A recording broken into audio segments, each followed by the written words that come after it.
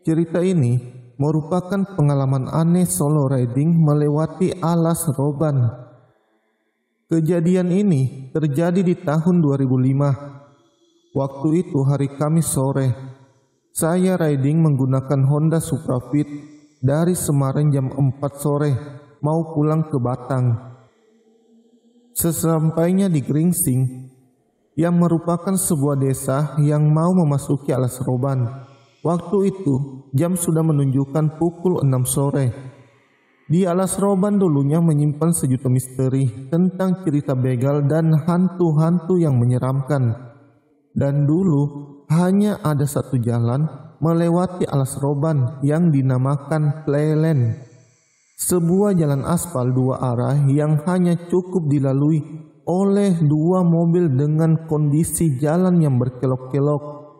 Selain berkelok-kelok, jalanan ini sangat ekstrim dan naik turun yang sangat curam.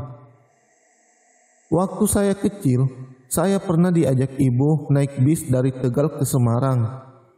Bila bis melewati Plelen, semua penumpangnya pada berdoa. Ada yang mengaji dan ada juga yang bersikir. Di pinggiran jalannya saat itu banyak monyet yang berkeliaran. Pokoknya siang saja sudah seram, apalagi malam. Namun sekitar tahun 90-an sudah dibuat dua jalan baru di antara jalan yang meliuk-liuk tersebut. Sedangkan Plelen hanya dilewati oleh truk. Nah, entah kenapa waktu itu saya ingin melewati jalan meliuk tersebut. Padahal tidak ada satupun bikers yang melewati jalan itu. Di samping jarak tempuhnya lebih lama, juga kondisi jalannya yang sangat ekstrim. Saya ingin menjelaskan kembali bahwa jalan di alas Roban itu sekarang ada 3. Yang pertama, jalan yang dilalui mobil pribadi dan sepeda motor yang kondisinya biasa dan banyak pedagang di pinggir jalan. Jalan yang kedua atau jalan alas Roban lama atau Plelen hanya dilalui oleh truk dan bus saja dari arah timur. Dan yang ketiga adalah jalan beton yang dilalui oleh truk dan bus dari arah barat. Entah kenapa waktu itu saya memilih jalur tengah. Perasaan sih saya hanya ingin merasakan sensasi yang baru saja. Karena bosan melewati jalan yang itu-itu saja.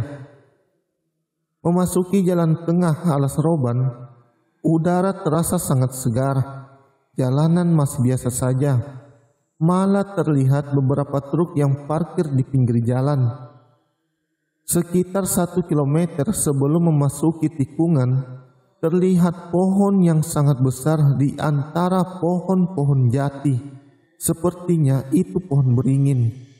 Dalam hati saya berkata, apakah ini dinamakan tanjakan Poncowati yang kata orang-orang terkenal sangat angker dan hampir setiap bulan pasti ada kecelakaan? Bodoh amat lah, udah terlanjur masuk ke tikungan pertama. Ke kiri dan menanjak, hawanya semakin dingin. Seperti kalau kita nongkrong di depan lemari es yang kebuka. Lanjut tikungan ke kanan, terlihat samar-samar perempuan berbaju kebaya putih dan bawahnya menggunakan kain batik jalan sendirian. Kain batiknya hanya sebatas betis. Maksud hati mau menyamper perempuan tersebut untuk menawarkan tumpangan, namun sekitar 20 meter hampir mendekatinya. Tiba-tiba perempuan itu membalikkan badan sebentar lalu belok ke kiri. Sepertinya mau masuk ke dalam sebuah gang.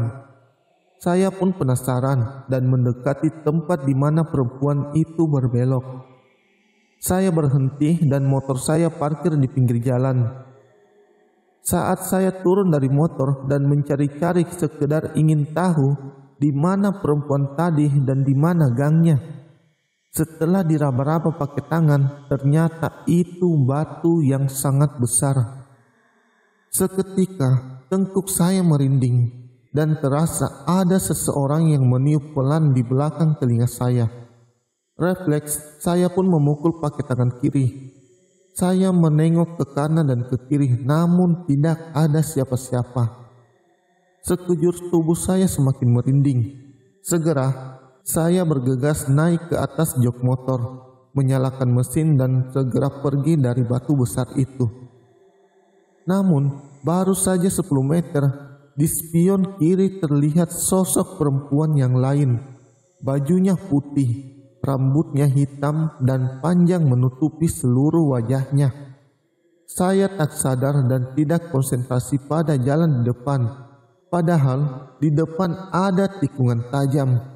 Tiba-tiba, tot, muncul truk gandeng keluar dari tikungan dan langsung saja refleks rem mendadak.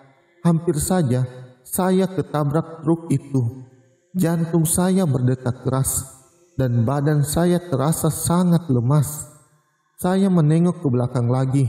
Perempuan yang tadi sudah tidak ada. Saya semakin merinding.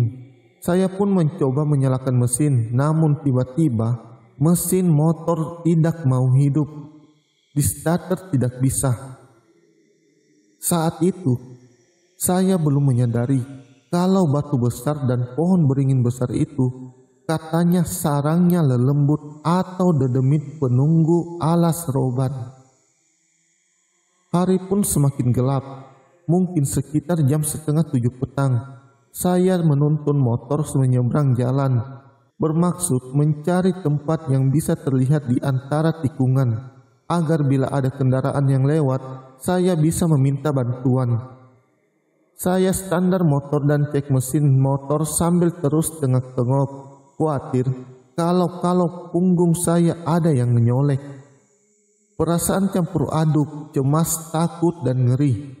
Sendirian di jalan alas roban yang sepi dan gelap, motornya mogok lagi. Pokoknya perasaannya tidak karuan. Mau jalan kaki balik lagi ke perkampungan, namun harus melewati batu besar tempat perempuan aneh tadi. Dan kalau jalan kaki ke arah depan, malah jauh tak terhingga. Keringat dingin saya semakin bercucuran. Saya berdoa sebisa-bisanya sambil duduk di bebatuan. Saya berharap ada motor atau mobil yang lewat. Saya pun mencoba tetap tenang sambil mengeluarkan bungkusan rokok dari saku celana dan mengambil sebatang. Baru saja saya menyalakan rokok dan belum hilang perasaan yang tidak karuan. Terdengar langkah-langkah kaki yang tidak beraturan, seperti menginjak-injak daun-daun kering.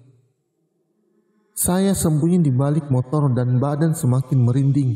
Sambil melihat di atas jok motor, mata saya memandang sekeliling, mencari tahu sosok apa gerangan yang akan muncul. Suasana terasa tegang, penasaran, dan takut berkumpul menjadi satu. Dan ternyata itu segerombolan monyet muncul dari bawah lembah. Terlihat satu monyet paling besar di depan, sepertinya itu adalah pemimpinnya. Saya terpana dan terbengong-bengong. Kok sekarang masih ada monyet di alas roban ya? Muncul rasa ketakutan yang luar biasa. Wah, kalau dikeroyok monyet gimana nih? Si pemimpin monyet berdiri di pinggir jalan membelakangi saya dan monyet yang lainnya. Jumlah monyetnya sangat banyak, sekitar 100-an. Mereka melompat-lompat menyeberang jalan ke arah batu besar itu. Suaranya mulai bersahut-sahutan. Setelah gerombolan monyet habis masuk ke arah batu besar itu, si pemimpin monyet sepertinya mau menengok ke arah saya. Mau dikatakan penakut juga tidak apa-apa. Saya sembunyi dan menutup mata dengan tangan, jongkok di balik jok motor. Mulut saya terus komat-kamit membaca doa-doa sebisanya. Jantung terus berdetak kencang. Setelah beberapa menit, saya beranikan melongok dari balik jok motor sambil melihat ke arah monyet-monyet tadi. Alhamdulillah, sudah tidak ada dan terlihat cahaya lampu sepeda motor menuju ke arah saya. Senang rasanya ada orang yang melintas. Saya langsung berdiri dan melambaikan tangan ke arah pengendara motor tersebut. Saya berharap ia mendekat dan menolong saya. Ternyata benar, si pengendara motor itu menyeberang jalan menuju ke arah saya. Namun dia berhenti 5 meter di depan saya sambil mematikan mesin. Saya hanya bisa melihat cahaya lampunya, namun tidak bisa melihat wajah si pengendara. Sambil menutup mata dengan tangan karena silau terkena lampu sorot, saya bermaksud meminta pertolongan. Namun, si pengendara motor mulai bicara duluan dengan bahasa khas Batang. "Kenapa mas motornya mogok ya?" Ada sesuatu yang aneh ketika si pengendara motor itu berbicara. Suaranya berat dan serak, dan bikin merinding seluruh badan. Saya seperti terpaku tidak bisa bergerak dan berbicara. Si pengendara motor berbicara kembali. "Coba gunakan starter kaki." Saya hanya bisa menurut dan menuju motor dan langsung menggunakan starter kaki. Dan ternyata motor saya bisa menyala. Anehnya, tadi motor saya mogok. Sekarang kenapa bisa menyala lagi? Saya lalu menengok ke belakang bermaksud mau mengucapkan terima kasih kepada si pengendara motor tadi.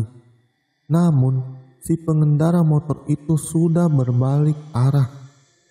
Terlintas tulisan merek sepeda motor di tangkinya, kalau tidak salah tulisannya Enduro. Si pengendara motor menuju arah yang berlawanan dengan saya dan menghilang di kegelapan malam. Tidak pakai lama, saya langsung berjalan meninggalkan tikungan tersebut. Walau masih terbesit berbagai pertanyaan tentang dari mana datangnya gerombolan monyet dan siapa si pengendara motor misterius itu. Pelan-pelan saya menyusuri jalan ala seroban lama yang berkelok-kelok dan naik turun di kegelapan malam. Anehnya, dari tadi saya belum bertemu kendaraan lain selain pengendara motor misterius itu. Sekitar 1 kilometer perjalanan, terdengar suara motor 2 tak di belakang saya dan lambat laun semakin mendekat. Sepertinya suara motor si pengendara misterius yang tadi, dan ternyata benar. Dia mendahului saya dengan kecepatan sedang, sekitar 50 km per jam. Dan sekitar 10 meter di depan saya, dia melambat. Barulah terlihat siapa si pengendara motor misterius itu melalui lampu sorot motor saya.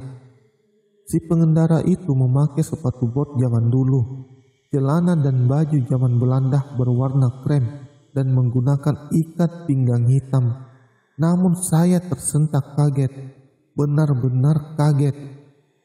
Si pengendara motor misterius itu ternyata tidak ada kepalanya. Dan motornya bisa terus melaju lurus padahal jalannya belok ke kanan. Saking kaget dan takutnya, refleks saya tancap gas.